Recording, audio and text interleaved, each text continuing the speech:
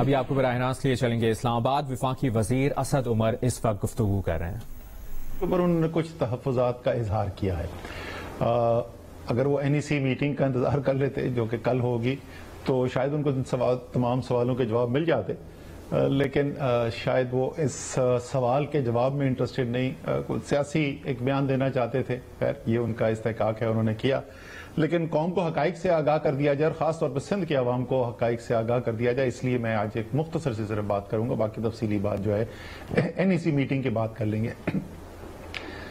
Chief minister صاحب نے کہا ہے کہ جب سے یہ حکومت آئی ہے تو سندھ کے ساتھ تعصب کیا جا رہا ہے اور بہت کم ان کے منصوبے جمع کیے جا رہے ہیں. سندھ کے عوام کے اوپر جو ہے وہ ترقیاتی اخراجات نہیں کیے جا رہے اور دوسرے صوبوں میں زیادہ کیے جا رہے ہیں. تو سب سے پہلے تو میں یہ عرض کر دوں کہ جو آخری 3 سال تھے ہماری حکومت آنے سے پہلے، آپ اس میں ایلوکیشنز دیکھ لیں جو سندھ کے اندر وفاقی منصوبوں کے لیے پیسے رکھے گئے، پیسے مختص کیے گئے، وہ آپ اماؤنٹس اٹھا کے دیکھ لیں اور آپ پچھلے سال، یہ سال جو ابھی جاری ہے اور جو اگلا سال جس کا بھی یہ PSDB بنایا گیا ہے جو ہم کل ڈسکس کرنے کے لیے جا رہے ہیں اس کو آپ جوڑ لیں تو جو ہماری حکومت کے یہ 3 سال ہیں اس کے اندر ان 3 سالوں سے کم کوئی 32% زیادہ رقم رکھی گئی ہے. میں دوبارہ دہرا دوں، زیادہ رقم رکھی گئی ہے. 2020-21-22 کا جو PSDP کل NEC کے سامنے رکھا جائے گا اور انشاءاللہ اس کی منظوری ہوگی، اس میں سے لیے جو سندھ کے اندر منصوبے ہونے ہیں ان کی جو رقم رکھی گئی ہے وہ ریکارڈ رقم ہے. وہ پاکستان کے کسی بھی سالانہ ترقیاتی پروگرام کے اندر سندھ کے صوبے کے لیے اتنے منصوبے نہیں رکھے گئے. شاید وزیر اعلیٰ اس لیے کنفیوز ہو رہے ہیں کہ وہ سندھ کے عوام اور سندھ کی حکومت کے اندر تفریق نہیں کر پا رہے. وزیر اعلیٰ صاحب، آپ سندھ کی حکومت ضرور ہیں، آپ سندھ کے عوام نہیں ہیں، اور پیسہ ہم نے خرچ کرنا ہے سندھ کے عوام کے اوپر، سندھ کی حکومت کے لیے نہیں.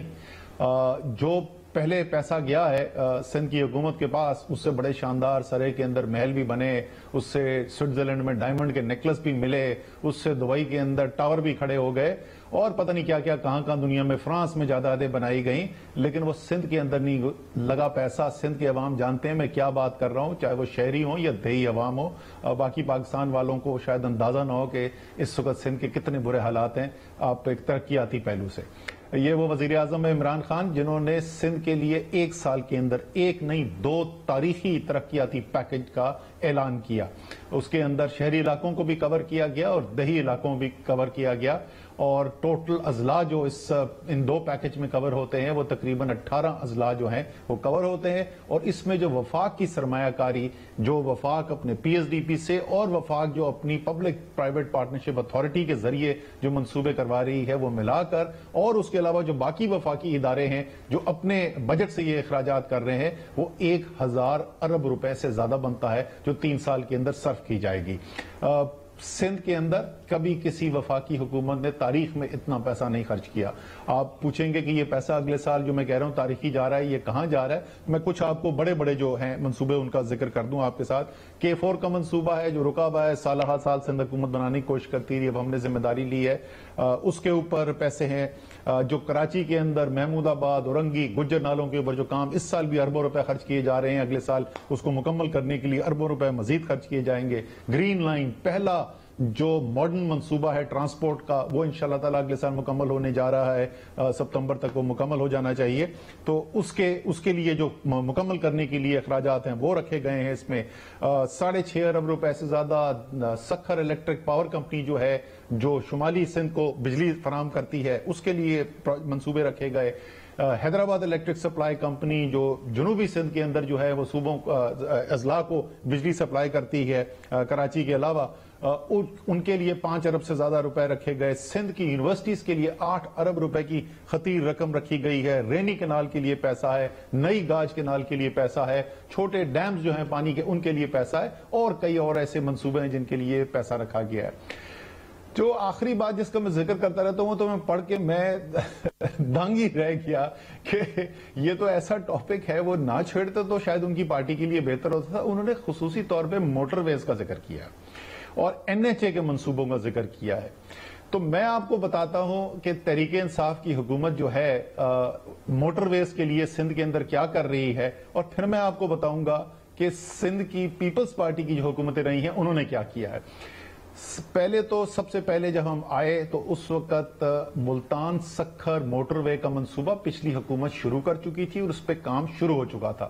اس منصوبے کو آ کر مکمل ہم نے کیا اور 98 ارب روپیہ ملتان سکھر کا اس حکومت نے آ کے ادا کیا اس منصوبے کو مکمل کرنے کے لیے, تاکہ سندھ کے اندر پہلا اصلی جس کو حقیقی معنی میں موٹر وے کہا جا سکتا ہے وہ منصوبہ کیا جائے.